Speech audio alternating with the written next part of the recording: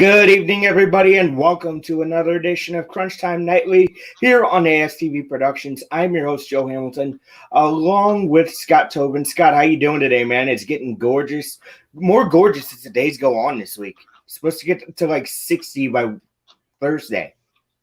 And I think it's actually supposed to be 65 tomorrow. So, yeah, it was nice today. It's going to get a little better, and we're starting to head into spring, man. It's nice. If you look around and look at some of the trees, you're starting to see buds on the trees. Some flowers and stuff are starting to pop their heads up. We're starting to get to spring, man. It's nice. Yeah, and seeing a little Cardinal baseball on the tube is great. But first, I want to get into this because in my mind, even though it was a 4 versus 2 matchup, that's a massive upset in my mind. The Fighting Illini go on the road and beat number 2 Michigan. Scott, talk about this game. And they didn't seem to miss a beat without Ayo Dosunmu. Yeah, no, this is a huge win. You go on the road and beat Michigan. You beat the number 2 team in the country, and you don't just beat them on the road. You beat them by 23 points.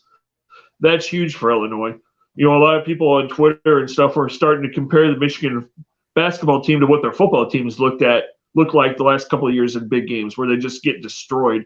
And that's kind of what happened to their basketball team tonight. You know, their basketball team's been so good all year, and they ran into a buzzsaw against Illinois tonight. And you would have to think that Illinois may have locked up a number 1 seed in the tournament. I mean, they still got to get through the Big Ten tournament and not get knocked out in the first round or something. But this very well could have given Illinois a real shot at a number 1 seed in the big dance. And it would surely help Illinois. I wonder what a number 1 seed does for a team, though, Scott. Does it give them more confidence, or does it kind of shake them a little bit like, wow, we're a number 1 seed, we have to live up to it? It should give them confidence because it gives them not an easy road, but, you know, that's what everybody plays for, is to get one of those top seeds where you play the 12 or 13 or 14 seed in the first round. You know, it gives you the advantage for the first couple of rounds, or at least it should. You know, and so it should be something that every team strives for. And it's been a while since Illinois has been a number 1. So if they can lock that up, that would be huge for the Illini program. Yeah, it would be. Now talk about the range of college basketball in general. Who are the teams that we need to watch out for? We talked about this a couple weeks ago. I asked the same question, but now we're getting to the nitty-gritty, Scott. And now we've seen a couple more recent games. Who's the team that you really need to keep your eye on? Not necessarily in the area. I mean, you look around, and you have to look at those top couple of teams. You know, you've still got Gonzaga is by far and away the best team in the country. You know, they're a scary team. I mean, you've got to watch out for Illinois now. I mean, they proved – there were still people that questioned how good Illinois really was. They kind of proved it today against Michigan. But then you got to look – teams that have been down and out all year, Kansas and Duke, all of a sudden, as we're getting closer to tournament time, have all of a sudden come alive, and they're making a run. And those teams are both going to be scary. You know, they're going to have to make a little bit of a run in their tournaments. But, you know, they're both peaking at the right time. So watch out for Duke. Watch out for Kansas. Carolina's played a little bit better. So, you know, some of the powerhouse teams that have struggled most of the season all of a sudden have seemed to find their grooves. So that should scare some people as we roll into tournament time. Do you see any Cinderellas going into this tournament? I mean, there's always Cinderellas. And, you know, you don't ever see them coming. That's what makes them Cinderella. Right. You know, they show up and pull off the miracle. You know, I mean, a team that very well could end up being a Cinderella team because of COVID, and not because they're a good program or because they got lucky. But a team like SLU, if they find their way into the tournament, and they're probably going to have to either make it to the finals of the A10, or they may have to win the A10 tournament just to get into the big dance. So if they do, they're probably going to be an 11 seed or a 12 seed. But if SLU gets into the tournament, they could be a Cinderella because of that seeding. They're a team that could get in there and shock some people and pull some upsets. So if they get in, you know, SLU could be one of those teams you look at, and not us because we know they're a good program, but around the country, people would be shocked, you know, because they don't know a whole lot about this SLU team. They don't, and it's shocking to say if they can get into the tournament, because before their COVID shutdown, it was almost a formality that they would make the tournament. Now you have to at least get to the finals or win the A10 tournament. Now, what goes into that decision making, Scott, on what teams are in and what are not?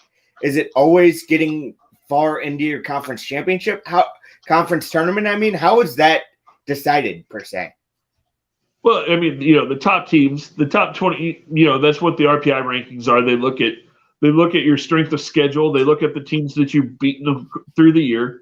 And part of what hurts SLU is that the A10 is not a superpower conference.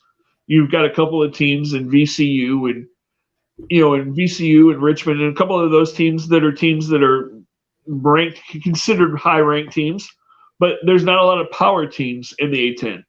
So it hurts SLU when they lose games in that conference. And then, they started out, like you said, 7-1 before the COVID outbreak, and then they came back and lost a couple games. And then, they had a 2-game losing streak a couple of weeks ago. They've been kind of up and down. So, they're 12-5 right now. So if they go through their tournament and win the 3 games, they'd be 15-5. If they win the tournament, or if they would win the tournament, or if they would get to the finals, they're going to almost have to beat a VCU or one of those higher ranked teams in the A10 in the tournament to have that on their resume to get them into the big dance. But like I said, if they could do it, and we've seen SLU do that in the past, where they've been a pretty good team, they've had a tough season, up and down season, and then they get into the A10 tournament and they turn it on and win and go to the big dance. We've seen that happen a few times in the last decade in SLU basketball history. So, I mean, they could definitely do it. And if they get in, like I said, they've got the talent. They can definitely pull some upsets and they can shock some people. Scott, I gotta ask here, what's the number one team in the A10 that SLU has to get past in this tournament to really say, yeah, they're probably going to get to the final or win this thing? Again, if they run into a VCU, who they lost to on a couple of last-second free throws last week, that's probably the team that they really need to win. Or, again, if VCU would get knocked out and then SLU would advance farther, then that would help. So, they need a couple of things to work in their favor. But like I said, they're totally capable. They got the double bye by winning yesterday. So, I mean, they're not in horrible shape going into this tournament. They're definitely capable of getting to the finals or winning the whole thing. So it'll be fun to watch. The A10 tournament's going to be weird this year. Tournament starts on Thursday, and they play everything except for the championship game this weekend. So you play the semifinal game on Sunday, and then you don't play the championship game until next Sunday, which is going to be really weird. So whoever wins that semifinal game is going to have to sit around a week before they play the championship game, which is, they did that because of COVID, just to make sure that whoever wins passes all their tests and can get into the bubble for the tournament. But it's going to be a weird situation because that's not ideal. As far as tournaments go, the Missouri Valley tournament is starting on Thursday at the Enterprise Center.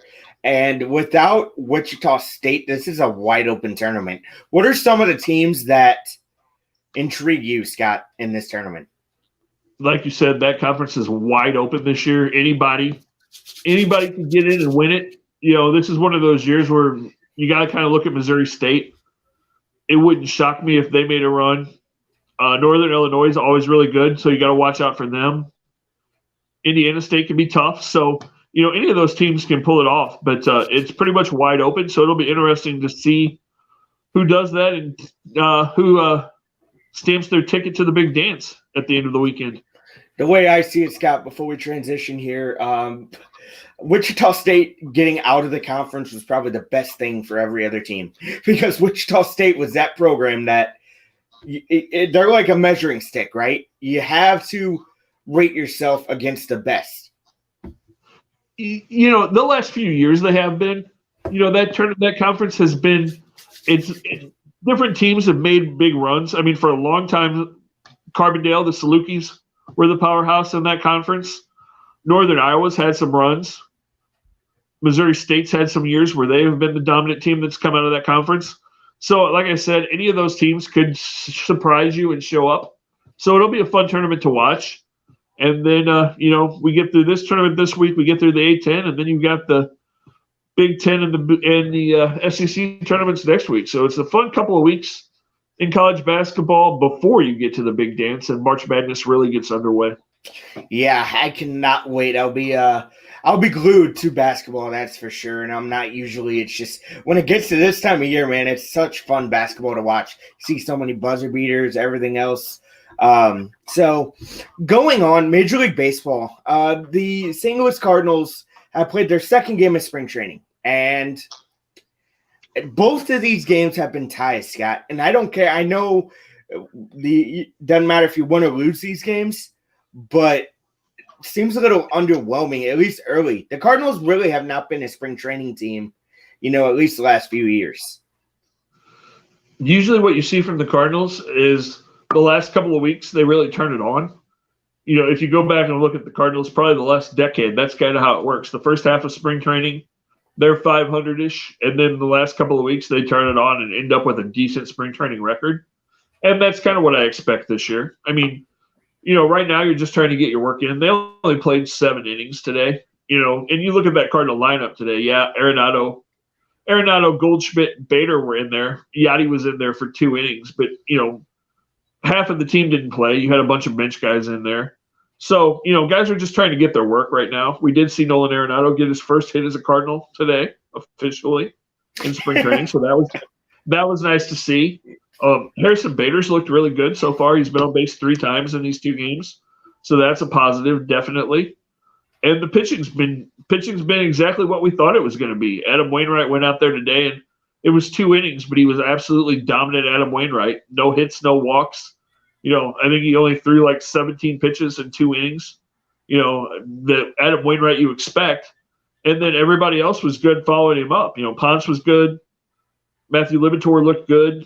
Everybody looked good. Everybody was pretty dominant today. And that's what you want to see, man. You want to see your pitching really start to show. And as everybody knows, pitching's always ahead of hitting in spring training. So those first couple of weeks, it takes the hitters a couple of weeks to get their timing down. So how many at-bats? I asked my dad this question today, and he couldn't really answer it. How many at-bats do you think it takes for a hitter to really get into the swing of things, no pun intended?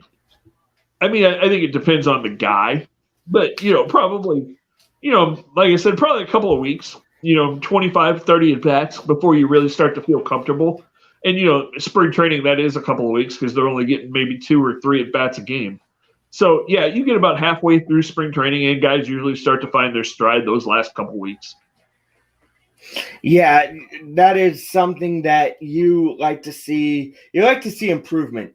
One of the guys that I was intrigued by today watching that game is a guy in Tyler Heinemann. I saw him throw the ball a couple times today and almost reminded me of a young Yadier Molina. Just that release. I don't know what it is, man, but that looked really good. I know he's not more than likely going to be Yachty. There's not many guys that can be Yachty, but that was fun to watch. Yeah, I mean, he's one of those guys. He's a defensive catcher. You talk about him being a young Yachty. He's not young. He'll be 30 in a couple of months. Well, so, yeah. He's 29, almost 30. He's a guy that's a good defensive catcher that's never really been able to hit, which is why he's never really made it to the major leagues. But, he's a good guy to have in your system, to work with young pitchers, to work with young catchers defensively and get his shots when he can. And you never know. If he shows that he can play good defense and he can get a hit or two, if something happens, where a Yachty gets hurt or an Andrew Kisner gets hurt, maybe he does get a shot for a week or 2 up here. So, if he can impress with his defense and show that he can hit a little bit, you just never know. That pop-up time, though, didn't that kind of remind you of a Yadier Molina? Yeah, I mean, he's definitely got a quick release. He's got a good arm. For everything I've read and heard about the guy, he's that's always been his strength is he's a really good defensive catcher, and he kind of put that on display today, which is good. Because even if he doesn't make the Cardinal team, like they always say in spring training or anytime you're on the baseball field, you're not just trying to impress your team, you're trying to impress the other 29 teams as well. So maybe somebody else sees him in spring training. And if the Cardinals don't think he's a part of their program, maybe somebody else picks him up at the end of spring or something. So it's a good showcase for him, definitely. It really is. The one guy I haven't seen yet, and I'm shocked I haven't, is a guy like Herrera at catcher because, the Cardinals are so high on this guy. You think they'd want to give him as much work as possible. Maybe I'm wrong. He did play. He played in the first game. He actually hit the ground ball that won the game that went or that tied the game that went through the infield. That was him at Platt. he's not played a whole lot at catcher, but he's getting some time. I think most of the time that he's getting is in the bullpens and on the backfields. I mean, he's going to play some. Kisner's the guy that you need to get as much work as possible, probably, because he's the guy who's going to be up here backing Yachty up. The guy who I'm really surprised we haven't seen at all yet is the guy that everybody said is going to be the backup infielder. Where's Armando Sosa? I haven't even heard his name mentioned this spring. I mean, he played Sunday. I keep wanting to say yesterday, but he played Sunday a couple innings and he wasn't talked about. They're playing Max Moroff a little bit more. I'm actually wondering about that because that could be intriguing. Also, another guy that can be intriguing, I don't know what you think, is a guy like Matt Caesar. Do you think he could become an interesting piece here, even though, he's not much of a hitter? He can play the outfield, though. But do we need a guy that can just play that? I mean, we don't need another defensive outfielder. We've got 5 of them. Yeah, I know. I don't think so. I think he's probably a piece that, maybe goes to AAA in case somebody gets hurt. I mean, there's a reason that he hasn't been in the major leagues since 2017. He's a guy that you want in the system for depth. But yeah, I don't see him making the team because you've got 5 guys that are going to make this team more than likely that are outfielders, and Bader, O'Neill, Carlson, Thomas, and Justin Williams. So I don't really think there's a spot for him, at least right now. You bring up Justin Williams, and Scott, didn't you say on this show, I think a night or two ago, that he may not have a role in this team, and now you're saying that he could possibly make this team as a 5th outfielder? No, I don't think I ever said he wouldn't make the team. I think he's the 5th outfielder. I didn't say I said like role wise, Scott. You said I don't know. I asked you what his role was on this team. You're like, I'm not sure he has a role on this team. Well, if he does, he's the 5th outfielder. I mean, and that's basically what he is. He would be the 5th outfielder. He's your left-handed bat in the outfield. I mean, because the only other left-handed bat in the outfield you have is Carlson, who's a switch hitter. So, he's going to get some chances to play, but I think he is that 5th option in the outfield. So I don't know that I don't know exactly what his role will be. And, I've seen some reports. There have been some things that have said in the last couple of days it's not a sure thing that he even makes this team out of spring. So I think he still has to show some things. I think he still has to show that he can hit a little bit at this level. So, while I think he will be the 5th outfielder, I think that spot's still a little bit in question. If they are going to carry 5 outfielders, who's another guy that would intrigue you at this point? Do they have anybody there that would intrigue you? Or would they just forget the 5th outfielder in general? I think the answer to that question, I think, is what does Matt Carpenter do the rest of the spring? Because if Matt Carpenter hits this spring and looks like he's okay, then Tommy Edman probably becomes your 5th outfielder because Carpenter is seeing more time at second base.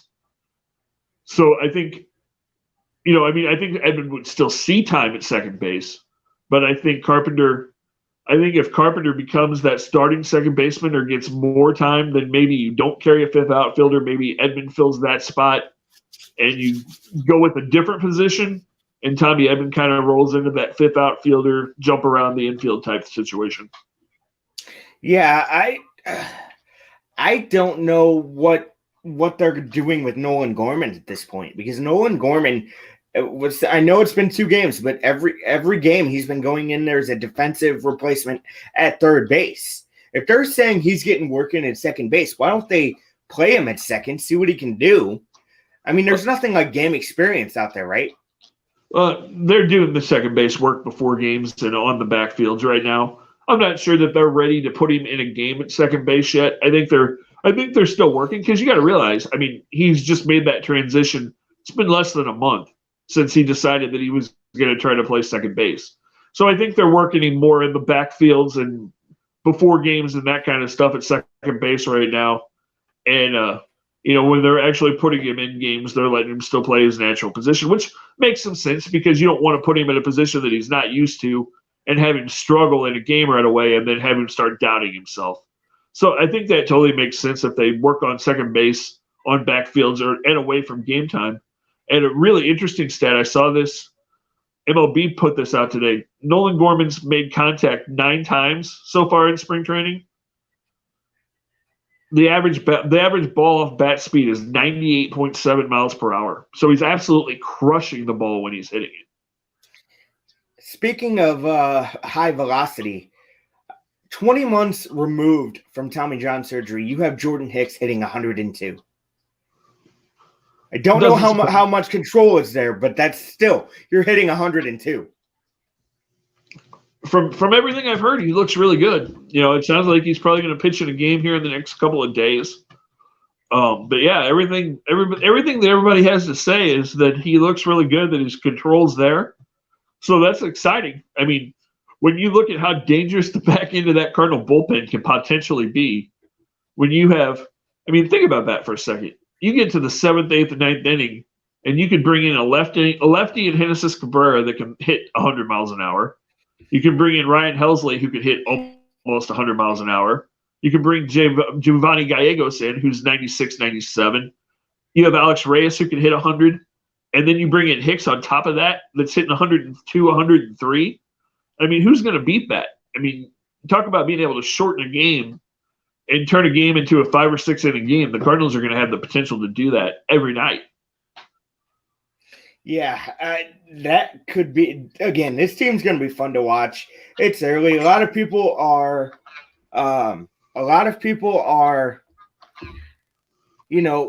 overreacting already. It's spring training, guys. Calm down. I'm so tired of hearing it. But let's get into the singles blues real quick. Well, people are saying, like, oh, this guy didn't look good. Oh, Jeff Albert's still coaching, or still the hitting coach. Things like that, Scott. There are people that are doing that. You're in the same groups I am, Scott. You're in some of the same Cardinal groups I am. Those are the people that no matter what they do are not going to be happy. They could have 25 runs in 2 games, and those people are still going to find a reason to complain about something.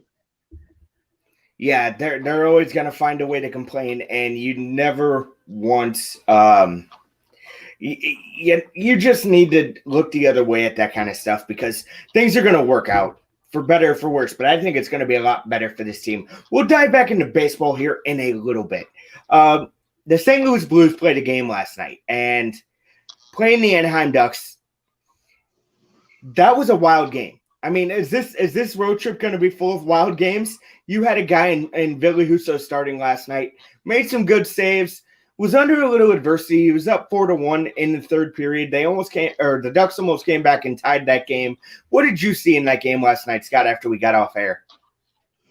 The Blues can't keep doing this. You've got to be able to hold leads. You can't keep making games interesting all the time.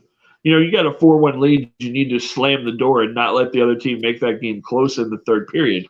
But, you still got a young goalie in Husso who's still trying to figure stuff out, still trying to get his feet completely wet in the NHL. And so you're going to go through some growing pains with him. But, again, they pulled out another win. That's 2 in a row. And that's positive after the kind of bad streak we had going before this. So there are some positive things. And, now you look forward to the rest of this road trip. And at some point, Vladdy Tarasenko is going to be back. He's not going to play tomorrow, but they said at some point on this road trip he will be back with the team playing. So that's an exciting thing to look forward to. Especially when Vladdy Tarasenko is the only guy coming back within a country mile, and that's quoting right there. Jaden Schwartz could be out for a while. You have guys that are on IR. Bozak isn't ready to come back at all. You have these guys that are key contributors. But thing is, Scott, if you can weather the storm with this team, the team they have now, and Dakota Joshua, congratulations getting your first NHL goal. That's awesome in itself. But, if you weather the storm, you get these guys back, we could be seeing another cup run.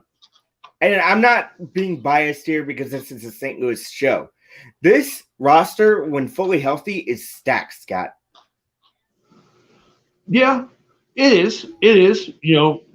There are questions about when it's going to be fully healthy. But like you said, you just have to weather this storm, try to get through this next month, keep your head above water, and hopefully some of these guys will be back. Hopefully Vladdy helps some. Hopefully he's able to score some goals and play well while he's back. And you just have to try to keep your head above water for the next month or so, and hope that you get a bunch of these guys back, and then try to make a run as you get into the later parts of the season. And that's all you can really hope for. I'm not going to say they're going to make a run or they're a cup contender, because we just don't know yet. I mean, they definitely have the potential to do that, but let's just see what happens over the next few weeks. Yeah, Lester Branham chimes in here, and this is a very good point too, Scott. Defense needs to step up and help out the goaltenders. I see this team this year like backing in too much in their defensive zone. They can't do that. They need to face these guys. If not at the blue line, don't let them get anywhere close to Bennington or Husso. And I haven't seen that. I've seen these guys getting more grade A chances. These guys being the other team, getting some more grade A chances than I'd like. And another thing I will say that's positive. The power play looked really good last night. Yeah, you only scored one goal, but that puck movement looked like the Blues of old in terms of the power play. Yeah, and that's what you need to see. You need to see puck movement and get opportunities, and eventually they'll get stuff figured out on the power play. In the defense, this is a different defense than the Blues have had the last couple of years. Yeah. So, you have to accept that too and realize that this defense is what it is. It's more of an offensive defense than a defensive-minded defense, honestly. And so they're going to, other teams are going to score more. They don't have the shutdown defense that they've had in the past. You got to remember too that, your best defender in Parayko is not there either, So, again, just like everything else, the defense just kind of has to get through this until everybody figures out. And you still have new guys like Krug still trying to figure out exactly what their place is on this team on the defensive end. So, things will get better. Just keep your head above water, try to get healthy, and then make a run, as we said earlier. Blues play tomorrow night in Anaheim. Game time is 8:30. That game can be seen on NBCSN. So hopefully they can keep this streak going. When we come back, we're going to talk about some NFL free agency. And there was a move we kind of touched on yesterday that I kind of want to touch a little more on tonight. So come back for that on Crunch Time.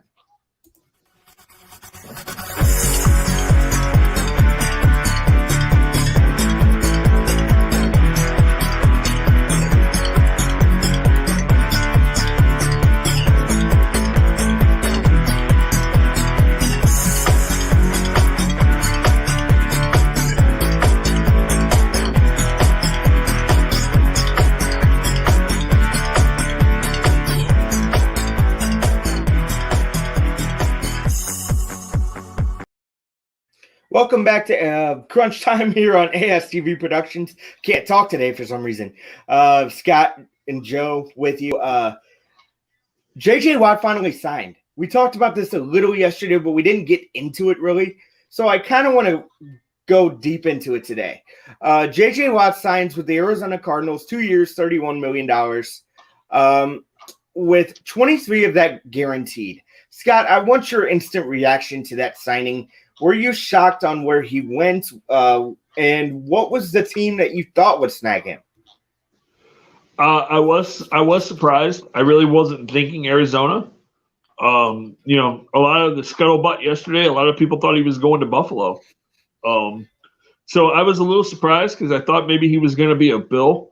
But it makes sense that he's going to Arizona. It sounds like his old buddy DeAndre Hopkins really pushed for that. The two of them talked a lot. They wanted to get back together. And, that Arizona team is on the rise. Wags asked last night if we thought this automatically made Arizona the front runner in the West. I'm not sure that it does, but it definitely helps. I mean, J.J. Watt's still a force on the defensive end. He's going to help that Arizona pass rush immediately. He's a good leader in the locker room. And Arizona's going to be better. There's still a lot of questions about that Western division, but this is definitely a big move for Arizona. It signals that Arizona is making a run for that NFC West title because this is 2 years in a row now that they've gone out and made big acquisitions. So it'll be interesting to see what they do in the rest of free agency. There was a lot of rumors yesterday, a lot of people saying, okay, DeAndre Hopkins goes to Arizona, J.J. Watt goes to Arizona. Does Arizona all of a sudden now get into the hunt for Deshaun Watson? Do the three of them join forces in Arizona and maybe you trade Kyler Murray as part of a package for Deshaun Watson. I don't know if Arizona has any interest in doing that, but that would be interesting, and that's definitely going to be a hot rumor now. If I'm Arizona, to be honest with you, Scott, I'd almost want to move on from Kyler Murray. The only reason I say that is because he's too small.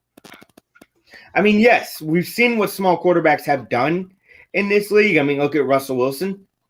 But Kyler Murray's made some throws that, yes, can amaze you, but he's made some throws that, can he even see over his offensive line? That's the kind of worry I get with a guy like Kyler Murray. You're kind of shaking your head a little bit, but you kind of see where I'm going with this? Yeah, I'm not worried about Kyler Murray's size at all in the pocket. I mean, you have to worry about him a little bit because of his scrambling, just like you do with any quarterback, the chance that they could get hurt. But his size doesn't worry me. I mean, he was in his second year last year. He's still trying to transition and figure out the NFL. Think about how many second-year quarterbacks the people have said, oh, man, I'm not sure. He might be too small. He might not make good decisions. I'm not sure he's the guy who can get them to the playoffs, get them where they want. Maybe they need to move on. And then they're at third year, all of a sudden they're superstars. And you don't have to look very far to see who I'm talking about. I can name two of them right off the top of my head from last year. Number one, how many people did you hear say, man, Cleveland made a mistake. I don't think Baker Mayfield's the guy. He's too little. He's not smart enough. He doesn't have a good enough arm. He doesn't make the right moves. He doesn't make the right throws. He's never going to get Cleveland where they want to go after his second year. What did he do this year? He improved a ton, got him to the playoffs, almost beat the Chiefs. The other guy, he's in Buffalo. How many people going into this year said, oh, man, Buffalo's pretty good, but Josh Allen, have you seen these first 2 years? He's not very good. He doesn't make smart throws. He runs around too much. He tries to improvise too much. He doesn't know what he's doing out there. What did he do this year? He was one of the best quarterbacks in the league. So Kyler Murray very well could step up, and we could be saying that exact same thing about him next year. So don't say, he's too small, I'd move on, because like I just said, there's two examples of two guys that everybody wanted their teams to move on from last year, and it worked out pretty well. And I can see Kyler Murray making those same strides this coming season. In that NFC West, Scott, we'll get to Josh Allen here in a second, but in the NFC West, I think they have a big contender in the LA Rams still.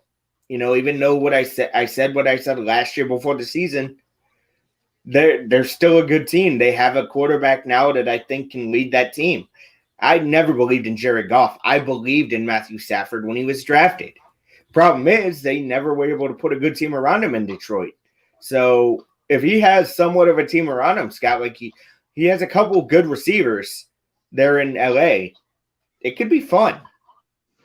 I like Matthew Stafford. I always have. I'm still not sold on that Ram team. I wasn't all year last year, and I'm still not. They have some weapons on that offense. It'll be interesting to see how things work out. I don't know. I'm just not sure. I'm not sure how Stafford's going to work out there. And that defense, while it was good last year, is getting older. I'm just not sure about Arizona. Arizona. I'm not sure about the Rams. I don't know. I have a lot of questions there. I have a lot of questions about the NFC, period. What's San Francisco going to do with Jimmy Garoppolo? Are they moving on at quarterback? Are they going to move moves? And then the big question is, well, what happens with Russell Wilson? There's so many rumors about he wants to stay in Seattle. No, he wants to be traded. No, he's not happy. That's going to be the thing that's going to be really interesting to see if Russ stays, what happens there, how that team moves forward if he does stay. There's just a lot of questions about the NFC West. So it's going to be an interesting division to watch in the offseason and when the season starts next year. It will be interesting. And just a prediction on my part here. Jimmy Garoppolo goes back to New England. I mean, I've said that. I've been saying that too for a long time. I think that's possible. It's going to be interesting. There's a lot of quarterback moves to still happen in the NFL. It's going to be a fun offseason. It's just getting started. So it's going to be really interesting to see where these guys go. Just a fun conversation point. I originally said he wanted an extension. This is just if Josh Allen. I saw this on a group I wanted to ask you about. If Josh Allen gets an extension this offseason, what should it be and for how much? Okay, will he get roughly what Mahomes, like looking at all these contracts? Mahomes $45 million, Watson $39 million, Wilson $35 million, Roethlisberger $34 million. Goff and Rodgers about $33.5 million. You have Cousins at 33, Wentz at 32, Prescott at 31, Ryan Tannehill at 30, Jacoby Brissett at 28, Stafford and Garoppolo at 27, and Derek Carr at 25. So what do you think, like, if he continues on this path, which I think he will, how much do you think he'll get? I don't think they give him an extension this year. I think it goes one more year because I think he's still got a year left on his rookie contract. No, I said if he continues on this path, they'll give him an extension. What are you thinking, Scott? In terms of an extension. Well, I know what I was going to say was I don't think there'll be an extension this year. But if he goes out and has another year next year like he had this year, if he plays at that MVP caliber level, then I think he's probably somewhere right around Deshaun Watson money. Nobody's going to get to Patrick Mahomes money. Nobody's going to get that $45 million. Nobody should get that $45 million because Mahomes is the best player in the league. But yeah, I can see him being somewhere around where Deshaun Watson is. You really do you see in terms of term, Scott? What would you do on an extension? It's going to be fourth year. Probably, you're probably going to do 5 or 6 years say you do 5 or 6 years at $36 million. So that would be about $170 million, something like that. Somewhere around that kind of money. Well, like that was the post that I read that was so intriguing. He goes 5 years and $175 million. That'd be a perfect extension for him. Granted, if he does continue on the path that continues his progression we saw from him this year. Yeah, I think so. I think it'll be in that range. Probably in that 175-year, $170 million range. Probably $125 or $130 million guaranteed, something like that is probably what you're looking at. Yeah, I mean quarterbacks nowadays, though. I just hope he's not after what we've heard that Dak Prescott is still after. What you put a figure out there on the group chat? What was that number again that he's looking for? Reports are that he wants Patrick Mahomes money. He wants to be slotted right below Mahomes. That he wants $42 or $43 million a year, and there's no way Dak Prescott is worth that. I've heard people say, "Oh, Cowboys need to give him that." Why? He still doesn't want to play on the team. He's not done anything. I don't think he's a franchise quarterback, and I think it would be a huge mistake for the Cowboys to make that kind of a commitment to him. In a sense, Scott, I see a Dak Prescott almost like another Tony Romo, a worse Tony Romo. Do you see where I'm kind of going with that comparison? They're pretty similar to me in a lot of ways. Yeah. I see a lot of that, honestly. They're both kind of gunslingers. They like to throw the ball and they can put up big yards, but they don't seem to be able to win the big game. And that was the knock on Tony for all those years in Dallas. And Dak's kind of got the same thing. He can put up some big numbers, but he hasn't been clutching big games to this point. And I don't think the Cowboys are going to do that, honestly. I don't think they're going to make that move. It wouldn't shock me. Sorry, John, didn't mean to cut you off. It wouldn't shock me if they end up being a player in the Russell Wilson sweepstakes if Seattle does decide to move him. I'm not saying they were on his list. They are. They are. I think they'll be involved. I'm not 100% sure that's where it goes, but I think they'll be involved. Do you see him going to one of those teams on his list, or do you think his list expands if he does leave? I don't think it's going to expand. And there's a lot of talk that there's a lot of interest in Chicago there, so that would be interesting. I've heard more and more rumors with him and Deshaun both that Chicago is really involved in both of those things, or at least trying to be. So that could be really interesting. I mean, the Bears have needed a franchise quarterback for a long, long time. If Chicago could somehow find a way to land one of those guys, that would be huge for the Bears. And as a guy who grew up a Bears fan, I would be excited. And I know if Frankie's watching somewhere, he would be excited about that, I'm sure. So, the Bears could definitely that would be huge for the Chicago fan base. It would, but you also are going from a team with little weapons to another team with little weapons. If they're going to make a move like that, you need to surround them, Scott. And I think they would. You're going to lose some draft picks, but the Bears have money under the cap. They would be able to go out and do something to bring in a couple of guys. And one of the reasons that I've heard Russell Wilson and the Bears are linked is because of Wilson's relationship with Jimmy Graham, who we know is the Bears tight end. They had a great relationship in Seattle, and apparently Graham is really pushing Russell. Apparently they've had multiple conversations about teaming up together in Chicago. That would be interesting. And, you just never know. But that would definitely change the landscape of the NFC if Russell Wilson would end up in Chicago. What are you thinking in terms of other NFL free agents? I know you wanted to touch on this topic really tonight. So are you hearing anything else? Anything intrigue you? Guys are just starting to move around. We're hearing a lot of talk about Juju Smith-Schuster's probably not going back to Pittsburgh. San Francisco seems to be the place that he's really interested. So that'll be interesting if he leaves. We've heard a lot of talk about Aaron Jones leaving Green Bay and going to Miami. That sounds like where he's probably going. Doesn't sound like the Packers are going to be interested in matching what the Dolphins are willing to offer him. There's a lot of talk again this offseason already. It's early, but a lot of talk about Jadeveon Clowney going to Cleveland. He signed the 1-year contract with Tennessee right before the season started, but it sounds like he's interested in Cleveland again, so we'll see if that works out. One of the more interesting trade rumors that I've heard in the last few days is the fact that Buffalo could be talking to Carolina about Christian McCaffrey. And that would be an amazing trade for the Bills. If you can add Christian McCaffrey to Josh Allen and the receiving core that they have in Buffalo, that might be the thing that would put Buffalo over the top. It would, but Scott, you still have the Kansas City Chiefs. How much over the top can you be? And you're in that same division.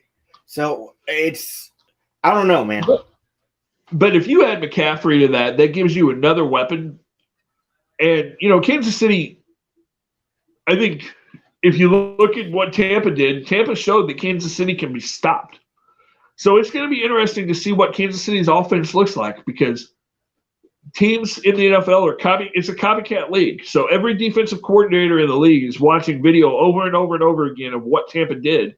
And it's going to be interesting to see how Kansas City's offense adjusts because everybody is going to try to take Travis Kelce away. They're going to try to knock him off of his spots and hit him and hit him and hit him like the linebackers did. And they're going to go after Patrick Mahomes. And the Chiefs have got to do a lot of work to that offensive line. That's going to be the big thing in Kansas City is can the Chiefs fix that offensive line before next year? Because Eric Fisher's probably not going to be back. He tore his Achilles. So he probably won't be back next year. Plus you're missing a center. Plus you're missing another tackle. So there's going to be a lot of questions about Kansas City. Plus there's questions about that Kansas City defense. So, if a team like Buffalo can make a couple of moves, they're right there. Same thing with Cleveland. I mean, Cleveland should have beat Kansas City, in a lot of ways. They were right in that game. They had a chance to win that game. So if those teams make moves, I think the AFC just gets tighter and tighter. All right, Scott, what do you brought up all those names. You forgot to bring up Tyreek Hill. How do you stop Tyreek Hill? It seemed like they did during that game. He was only targeted, a couple times in like one half? Well, that's how you stop Tyreek Hill. You put pressure on Patrick Mahomes, and you don't give him the opportunity to drop back and hit those deep passes because no one's going to keep up with him, right? Right. Nobody can cover Tyreek Hill one-on-one. I mean, look what he did the first time they played Tampa, where he had 200 yards in the first half. I mean, the guy's a freak of nature. So nobody's going to shut Tyreek Hill down coverage-wise. But if you put pressure on Patrick Mahomes, if they can't protect him, that's how teams make Tyreek Hill not a factor. I would agree with that. It'll be interesting to see the adjustments made on both sides. It's going to be a fun offseason, man. It really is. I mean, you have to wonder what these teams are going to do at the draft, too.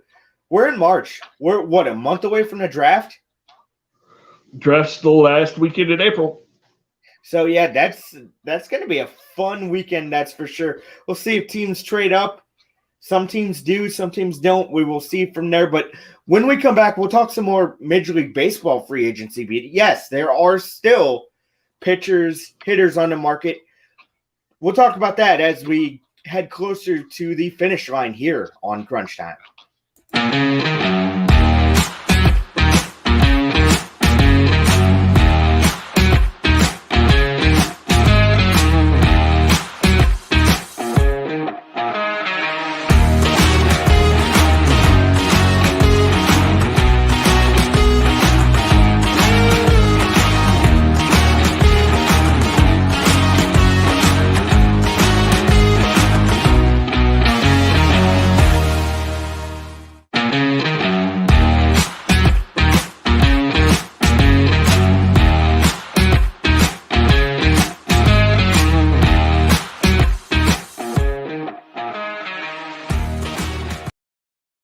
Welcome back to Crunch Time here on ASTV Productions. Scott, a lot of guys are still out there, and we're a couple days into spring training. I want to ask you about trends first before we get into some of these guys. Is it just you? Is it just me and you, or is it the fact that we're seeing these guys hold out?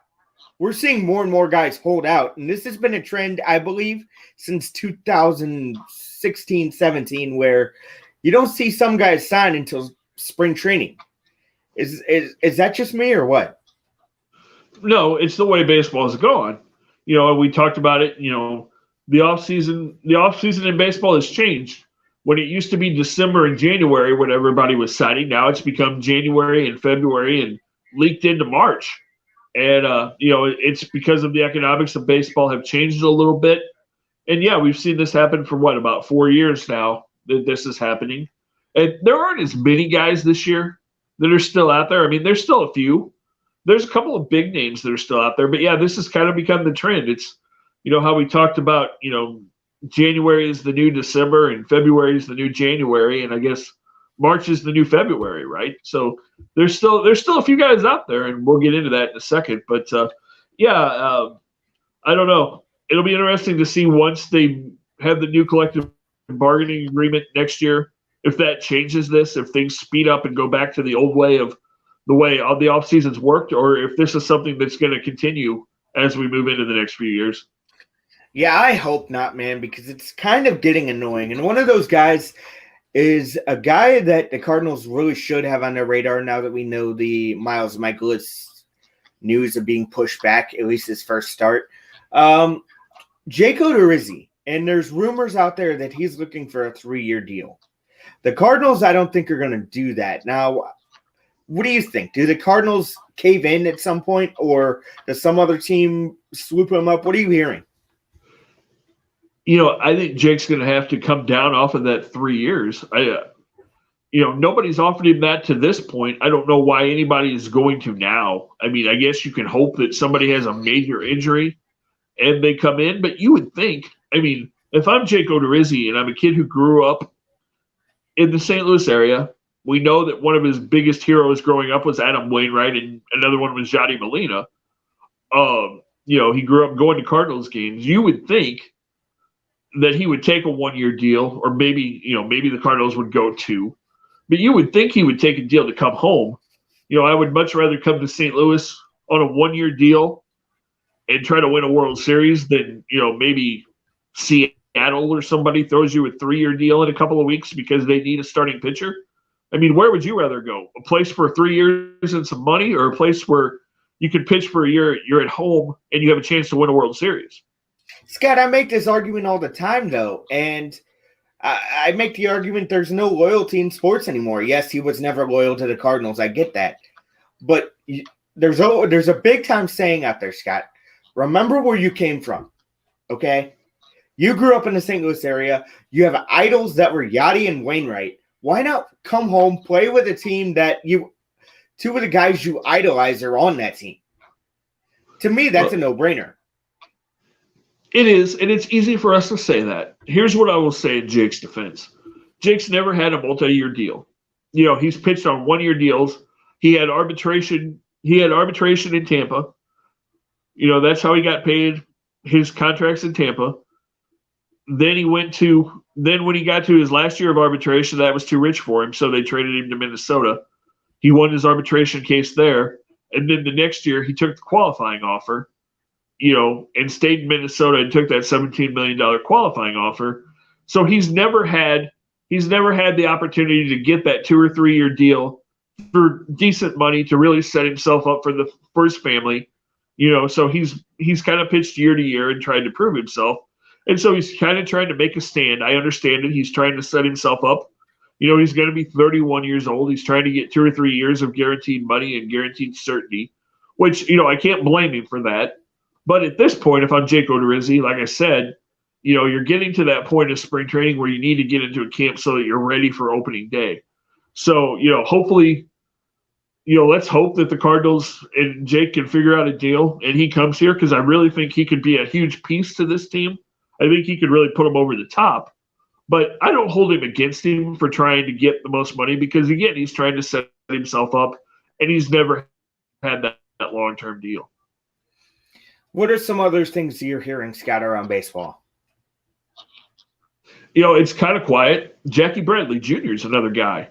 There's another guy that everybody talked about being one of the top outfielders, and we're really not hearing much of a market for him. I don't know if he's asking for too many years or too much money, but it's odd to me that a guy like that, who was a pretty good ball player in Boston, he's been a Gold Glove winner. He's been an All-Star. He's still not that old. I think he's 30. It's kind of curious to me that nobody has been able to come to terms with him either, because he's one of those last standing really good outfielders out there that just doesn't seem to find a home. And I'm not sure where the market is for him now, because, Toronto got their guy. The Mets have gotten guys. I'm not sure where he goes now. Do you see a spot for Jackie Bradley Jr.? Yeah, that's a very good point. And you also wonder. Because that guy I thought was going to get a long-term deal for a lot of money. Maybe not a lot of money, but I thought he'd get at least a fair share. I'd say about a 4-year deal and like maybe $100 million, something like that, something in that range. I thought he'd get that. Jackie Bradley Jr. is a hell of an outfielder. At this point, that may come down to like 80, 90 million, but he's going to get some money. I'm just shocked it hasn't happened yet. But then again, Scott, and I'm not comparing them to Machado and Harper. I'm not comparing them to Machado and Harper. Wasn't it this week or next week that Manny Machado and Bryce Harper signed when they signed their massive deals? Yeah, but neither one of those guys are in that stratosphere anywhere close. And you said you think Jackie Bradley Jr. is going to get 80 or 90 million? I don't. I think Jackie Bradley Jr. is going to have to sign a 1-year deal somewhere for probably $10 or $11 million. Because I don't think there's a team out there that still needs an outfielder that's going to give him a big contract. I think he's going to have to go somewhere for very little money on a 1-year deal. Who are those teams? I don't know. That's my point. I don't know that there is a team. I don't know. At this point in the season, I don't know who is desperate in desperate need of an outfielder, because everybody's kind of picked over the guys. Everybody thought the Mets were the place he was going to go, and obviously the Mets weren't willing to give him the money that he wanted. Toronto, I think, was his fallback spot. They ended up getting Springer. Maybe he goes back to Boston, but even if he goes back to Boston, it doesn't sound like the Red Sox are willing to give him more than a year or maybe 2 for 20, something like that. I mean, he's not going to get the payday that he was expected. It's just not out there for him. It isn't. And before we go on here, Lester chimes in. He goes, the Cardinals need to give Jake a 2-year deal this year for Michaelis and next year for Wainwright if Adam is not playing anymore. I kind of have to agree with that, Scott. You almost have to go 2 years because you don't know if you're going to see Miles Michaelis this year at this point. No one's really saying anything about what's going on. It's almost like they want to keep everything. They want to keep everything hush hush, and that's never good. Well, I don't think they know where they're at yet with Miles. From kind of what Schultz said, I think there's still a lot of questions as to whether or not he's going to be able to pitch. I think there's a fear that he may end up having to have Tommy John, which let's hope that's not the case. But I think they're just still kind of in a holding pattern there.